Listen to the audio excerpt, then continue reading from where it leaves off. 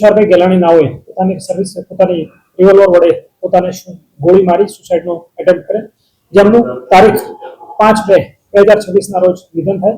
જે અનુસંધાને તેમના પરિવારમાંથી ગઈ તારીખ 12/2/2026 રોજ અરજી આપવામાં આવેલ. જે અરજીની તપાસ મારી પાસે આવેલી.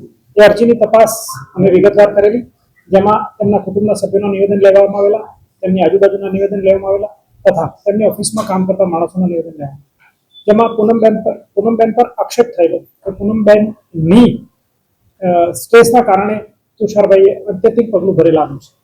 જે બાબતે તેમના બેંક સ્ટેટમેન્ટ, તેમના સીએના નિવેદન તથા તેમની આર્થિક વ્યવહારોની લેવડ દેવડ બાબતે પણ ચકાસણી કરવામાં આવી, જેમાં ઇન્વેસ્ટિગેશન દરમિયાન એ વસ્તુ ધ્યાને આવેલ કે જેમાં બ્લુ પેપિલોન નામની સ્કૂલની ભાગીદારીમાં પૂનમબેનનો બેઝિક રોલ સ્કૂલ ચલાવવાનો હતો અને આર્થિક ફંડ તેમનું ક્યાંયથી કાગળ પર આવેલું નહોતું, છતાં પૂનમબેન સેલરી સિવાય પણ એઝ અ પાર્ટનર એમનો નફો મેળવતા હતા.